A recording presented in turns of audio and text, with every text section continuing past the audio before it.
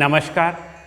कौशल योग के आज की इस कड़ी में हम लोग चर्चा करेंगे लंबर स्पॉन्डिलाइटिस या स्लिप डिस्क की। वे लोग जो इस समस्या से ग्रस्त हैं उन्हें कौन सी योग क्रियाओं का अभ्यास करना चाहिए, हम इसकी चर्चा करने चल रहे हैं। तो आइए सबसे पहले हम देख लेते हैं कि हम किन किन आसनों का इसमें अभ्यास करें। सबसे पहला आसन है और वह है तितली आसन। तितली आसन बहुत प्रभावकारी है।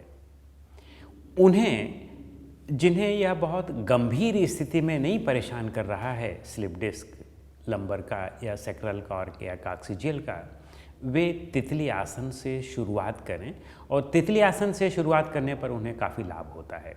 लेकिन वे लोग जो बहुत गंभीर स्थिति में हैं उनके लिए भी हम बताएंगे इसके बाद। तो आइए सबसे पहले हम तितली आसन से शुरू करते हैं।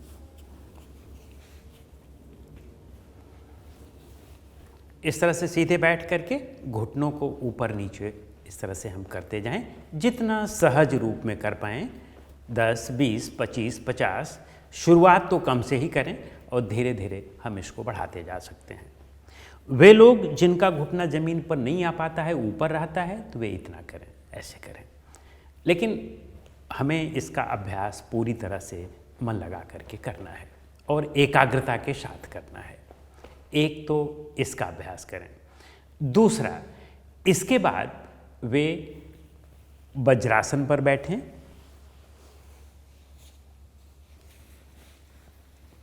और वज्रासन पर बैठ करके पीछे की ओर झुकें और पीछे में सबसे पहले हम इतना भी कर सकते हैं।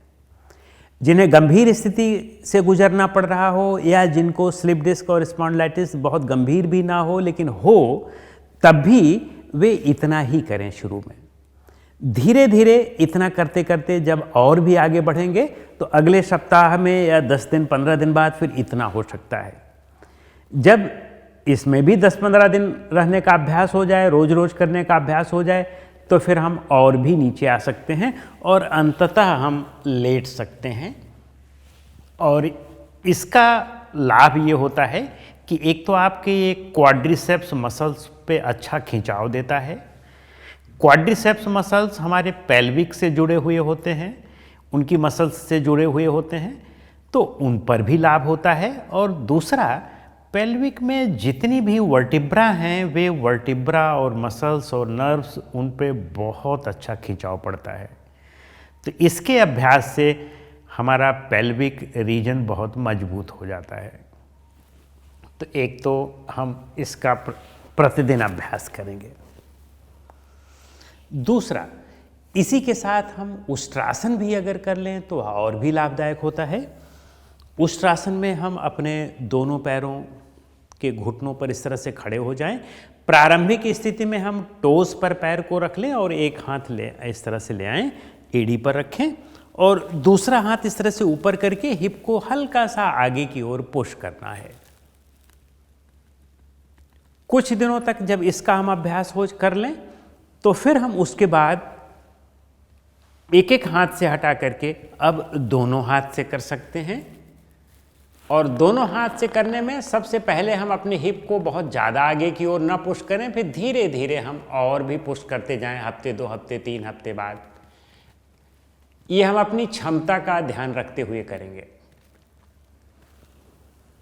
फिर इसके बाद हम अपने पैर के पंजों को इस तरह से भी करेंगे और यह थोड़ा सा और एडवांस्ड भाग है।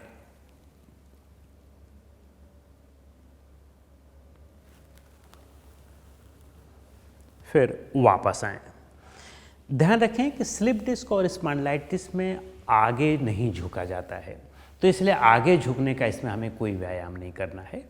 तो इसमें हमें साइड में झुकने का व्यायाम करना है, पीछे झुकने का व्यायाम करना है और बॉडी को ट्विस्ट करने का व्यायाम करना है। तो आइए अब हम देख लेते हैं कि साइड में हम कौन सी एक्सरसाइज करेंगे, कौन सा आसन करेंगे कि जिससे साइड में झुकाव होता है। तो अगर बैठे ही बैठे करना चाहते हैं तो आप ये भी कर सकते हैं। घुटनों के बल इस तरह से खड़े हो जाएं, एक पैर को इस तरह से साइड में फैला लें और धीरे धीरे इस तरह से साइड की तरफ हम बेंड करते जाएं। सहजतापूर्वक जितना आप आसानी से कर सकते हैं, ज़बरदस्ती बिल्कुल नहीं करना है, अन्यथा रोग और एग्रेवेट हो जाएगा, बढ़ जाएगा। केवल इतना करें, फिर धीरे धीरे आप और भी आगे बढ़ते जाएं। कुछ दिनों बाद, महीनों बाद आप और आगे बढ़ सकते हैं। फिर जब आप देखें कि बहुत आगे बढ़ गए हैं, तब आप दूसरे हाथ को भी आप ऊपर उठा सकते हैं और धीरे धीरे दूसरा हाथ भी आप यहाँ ला सकते हैं। ऐसे इसमें आप जितनी देर तक रुक सकते हो रुकेंगे। फिर यही क्रिया हम दूसरी तरफ करेंगे।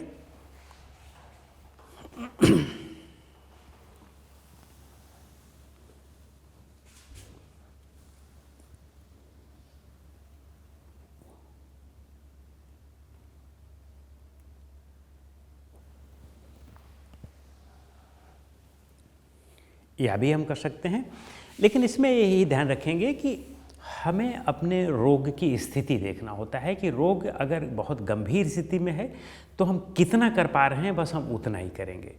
धीरे धीरे जैसे जैसे हमारी क्षमता बढ़ती जाए, वहाँ की मसल्स, नर्व्स ये टोन्ड होती जाएं, मजबूत होती जाएं, वहाँ रक्त का संचालन बढ़ता जाएगा तो वे मजबूत होती जाएंगी, वहाँ प्राण शक्ति का प्रवाह भी बढ़ता जाएगा तो वे मजबूत होती जाएंगी। तो फिर आप धीरे धीरे उनमें और कुछ जोड़ते जाएं, यानी उनको और एडवांस्ड फॉर्म में करते जाएं। इसके साथ ही हमारा परवृत्त जानुशिरासन भी बहुत लाभदायक है इसके लिए। परवृत्त जानुशिरासन में हम, जैसे हमारा ये बाएं पैर आगे है तो बाएं हाथ को इस तरह से लाएं और दाहिने हाथ को हम इस तरह से ऊपर से लाएं और फिर हम इस तरह से साइड में झुक सकते हैं, चेस्ट ऊपर की तरफ रहेगा।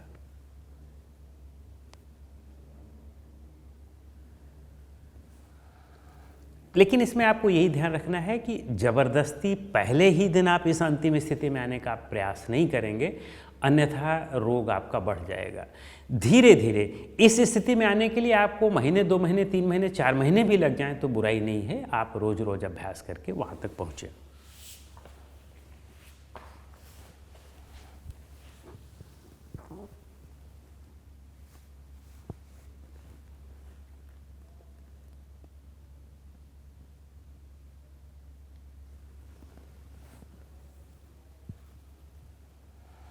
इनका अभ्यास किया, अब इसके बाद हम लेट जाएं। पहले पीठ के बल लेटें और पीठ के बल लेट करके अब हम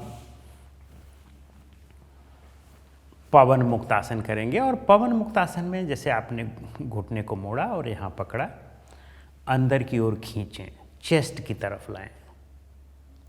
इससे आपके पेल्विक मसल्स पर काफ़ी अच्छा खिंचाव पड़ता है और पाचन तंत्र पर, पेट पर तो पड़ता ही है, एब्डोमेन पर तो पड़ता ही है।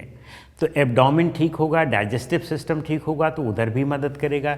पेट मजबूत होगा, पेट की मांसपेशियां मजबूत होंगी तो कमर की मांसपेशियों को भी मजबूत करेंगी। तो सब इंटरलिंक्ड हैं। लेकिन इससे जो आपको सीधा फर्क पड़ रहा है वह आपके पेल्विक रीजन पर, कमर के अंगों को मजबूत करने पर, वहाँ की मांसपेशियों को मजबूत करने पर लग रहा है। तो इस तरह से दूसरे पैर से भी ऐसे करें और फिर दोनों पैर से भी ऐसे कर लें।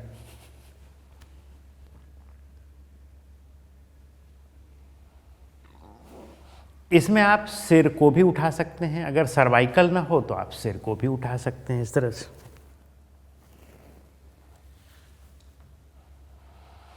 इसके बाद हम इसके लिए वो आसन करेंगे जो बहुत ही महत्वपूर्ण आसन है और उसका नाम है सेतुबंध आसन, ब्रिज पोज।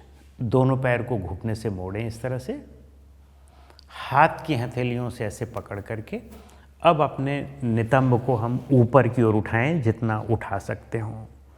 यहाँ रोकें,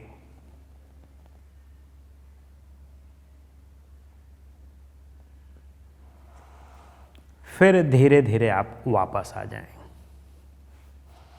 कुछ दिनों तक इसका निरंतर और नियमित अभ्यास करते करते फिर आप इसमें ये भी जोड़ लें, पैरों को जोड़ करके अब हिप्स को उठाएं और एक पैर को इस तरह से सीधा उठा लें।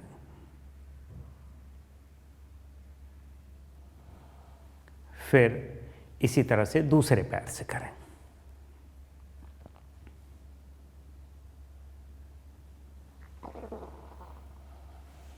जब आपका इसमें भी अभ्यास अच्छा हो जाए, आप इसमें एक चीज़ ये भी जोड़ सकते हैं, तितली आसन लेट करके।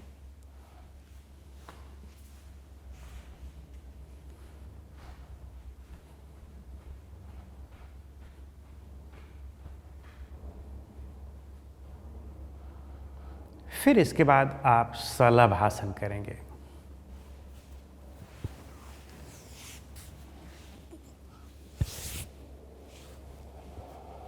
शलभासन में अपने एक पैर को इस तरह से सीधा उठाएं, थोड़ी देर रोकें। अब प्रारंभिक स्थिति में मान लो आपको गंभीर स्थिति है तो ज़्यादा नहीं उठा सकते हैं आप, इतना उठा सकते हैं तो इतना उठाएं, इतना उठा सकते हैं तो इतना ही उठाएं, और इतना उठा सकते हैं तो इतना उठाएं। लेकिन उत्साह में आपको ज़्यादा नहीं करना है, अपनी शारीरिक क्षमता का ध्यान रखते हुए ही करना है। फिर इसको उठाएं।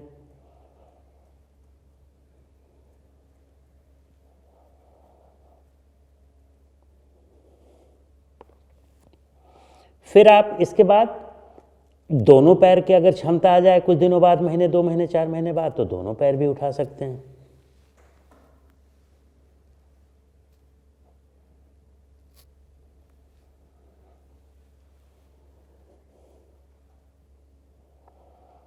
फिर इसके बाद आप एक हाथ को आगे कर सकते हैं और ये वाला हाथ उठाएंगे, जैसे हमारा राइट हाथ है तो लेफ्ट पैर उठाएंगे और अपर बॉडी भी उठाएंगे।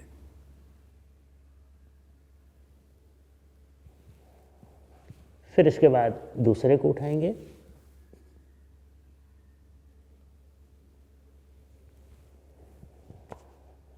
तो आप इनका अभ्यास शुरुआत में 1-1, 2-2 राउंड करें, फिर धीरे धीरे 4-4, 5-5 करें, फिर 10 करें, 15 करें, 20 तक करें।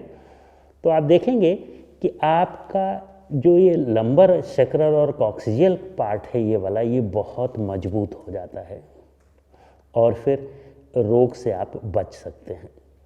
जिन्हें बहुत ही गंभीर स्थिति हो और कुछ ना कर पा रहे हों तो वो सबसे पहले तो उन्हें बेहतर है कि फिजियोथेरेपी आदि कर लें, कुछ दिन आराम कर लें। तो बहुत दिन अच्छी तरह से आराम करते हैं, हफ्ते 2 हफ्ते 3 हफ्ते बिल्कुल बिना हिले डुले लेटे रहते हैं किसी कड़े बिछावन पर, तो उस स्थिति में फिर आराम आना शुरू हो जाता है। तो आप फिजियोथेरेपी आदि कराएं और आराम हो जाए, तब बेहतर होता है कि फिर आप मकर आसन से शुरू करते हैं इस तरह से।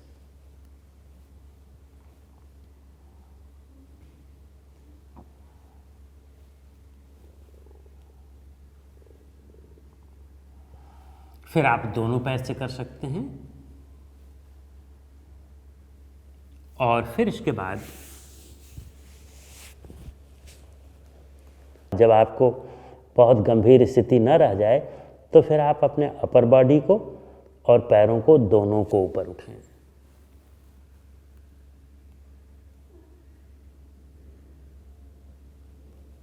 फिर वापस आएं और फिर इसके बाद हम भुजंग आसन करेंगे। और भुजंग आसन में बेहतर है कि पहले सर्प आसन करें, केवल इतना उठाएं। कुछ दिन तक जब इसका अभ्यास होने लगे और मसल्स वहाँ की मजबूत हो जाएं लंबर के पार्ट की पेल्विक गर्डल में, तो फिर आप थोड़ा सा एल्बो को ऊपर इतना उठाएं, फिर इतना उठाएं। कुछ दिनों बाद, फिर हफ्ते महीने 2 महीने बाद फिर आप पूरा इस तरह से उठा लें और फिर आप और अंदर भी कर सकते हैं। और इसमें फिर रुकने का समय भी बढ़ाते जाएं, 2 second, 4 second, 5 second, 10 second, 20 second, minute, 2 minute, 3 minute. धीरे धीरे जब आप इस पर रुकते जाते हैं तो आप ये देखें कि बहुत मजबूत हो जाता है ये अंग और फिर आप रोग से मुक्त हो सकते हैं। जिन्हें भी स्लिप डिस्क की शिकायत हो उन्हें कौन सा प्राणायाम करना चाहिए? सबसे पहले उन्हें किस आसन में बैठ करके प्राणायाम करना चाहिए, क्योंकि पद्मासन, सिद्धासन, स्वास्तिकासन, सुखासन में उन्हें नहीं बैठना चाहिए। उन्हें बेहतर है कि वज्रासन में बैठें। और वज्रासन में भी यदि घुटने आदि में दिक्कत हो, वज्रासन में न बैठ सकते हो, तो फिर वे कुर्सी पर या सोफे पर या बेड में पीछे सपोर्ट लेकर के बैठें। तो इस तरह से वज्रासन पर बैठ करके अब हम कपालभाति का अभ्यास इसमें नहीं करेंगे, ना कपालभाति करेंगे ना भस्त्रिका करेंगे, क्योंकि कारण ये होता है कि कपालभाति और भस्त्रिका से समस्या और बिगड़ जाती है, क्योंकि वह लंबर पार्ट पर ज़्यादा झटका देता है और इसकी वजह से जर्क लग सकता है और समस्या आपकी लंबर स्पॉन्डिलाइटिस की और बढ़ जाती है, या सियाटिका हो तो और बढ़ जाती है। तो उस स्थिति में बेहतर है कि आप केवल नाड़ी शोधन, उज्जयी, ओम, भ्रामरी ये सब करें। तो आइए हम नाड़ी शोधन की विधि देख लेते हैं। दाहिने हाथ को इस तरह से उठाया, बाईं नासिका से लंबी और धीमी गहरी श्वास अंदर ली,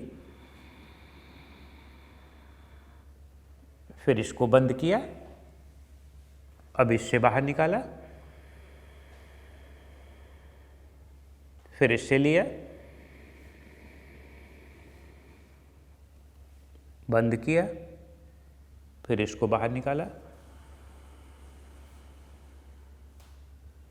यह एक आवृत्ति हुई। इसकी आप शुरुआत में 6 आवृत्तियों का अभ्यास करें, फिर धीरे धीरे जैसे जैसे आपका अभ्यास बढ़ता जाए 12 आवृत्तियाँ, फिर 16 आवृत्तियाँ, 18, 20, 24 इस तरह से आप बढ़ाते जाएं। इसका जितना भी आप एकाग्रता के साथ अभ्यास करते हैं, सजगता के साथ अभ्यास करते हैं, तो आपके रोग को ठीक करने में बहुत मदद करता है। और फिर इसके बाद इसमें हम ओम प्राणायाम, भ्रामरी प्राणायाम भी जोड़ लें। ओम कैसे करते हैं? गहरी श्वास अंदर लिया,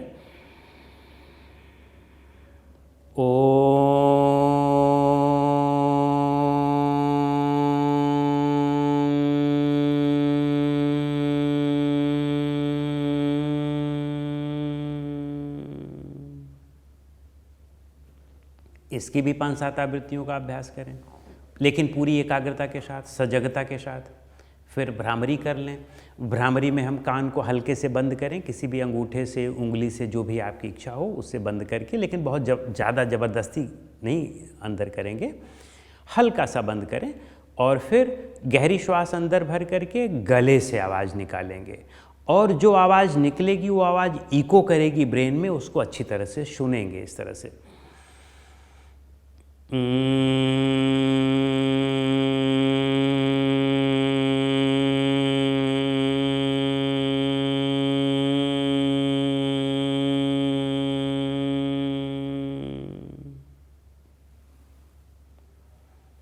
और इन प्राणायामों को करने के बाद मेडिटेशन या योग निद्रा करना ना भूलें, क्योंकि आपके जितने भी रोग हैं मनुष्य के, उन सब का कारण मन का असंतुलन है, भावनाओं का असंतुलन है। और जब तक उन्हें ठीक नहीं करते हैं तब तक रोग पूरी तरह से ठीक नहीं हो सकता है। और एक बात यह भी है कि यदि हमारे मन का असंतुलन ठीक हो गया तो शरीर में यदि थोड़ा बहुत रोग व्याधि रहती भी है तो वह बहुत फ़र्क नहीं करती है, हम अपने कार्य को बड़ी सुचारू रूप में कर सकते हैं। लेकिन अगर हमारा मन बीमार हो गया तो शरीर कितना भी स्वस्थ रहे, हम इस जीवन में जो कुछ करने आए हैं वह नहीं कर पाते हैं। तो इसलिए योग निद्रा और ध्यान करना ना भूलें। और इसके लिए हमारे यहाँ पर वीडियो हैं जो अपलोडेड हैं, आप उनका सहारा ले सकते हैं, या आप और भी चाहें तो जिनका भी देखना चाहें, जिनका भी अभ्यास करना चाहें ध्यान और योग निद्रा का, उनका आप अभ्यास कर सकते हैं। आहार का भी ध्यान रखें, गरिष्ठ आहार बिल्कुल न लें, बार बार आहार न लें, बहुत भरपेट आहार न लें, हल्का सा भूख से कम लें। और जब आपकी गंभीर स्थिति हो तो उस स्थिति में तो बेहतर है कि आप या तो फल लें, फल के जूस लें, खिचड़ी लें, दलिया लें, सूप लें, इनका सेवन करें। इससे आपका पाचन तंत्र बहुत मजबूत हो जाता है और आपके पाचन तंत्र पर बहुत जोर नहीं पड़ता है खाने को पचाने में। नहीं तो सारी शक्ति जो है हमारे भोजन को पचाने में लग जाती है और उसकी वजह से हमारे शरीर के अन्य अंग कमज़ोर रहते हैं, अन्य अंगों पर शक्ति नहीं वहाँ पर संचालित हो पाती है। तो अपने पाचन अंगों को सहज करके उनकी जो शक्ति है उसको रोग को दूर करने में लगाएं तो आपका रोग बहुत जल्दी ठीक हो सकता है। तो इस तरह से इस रोग के विषय में इतना ही। नमस्कार।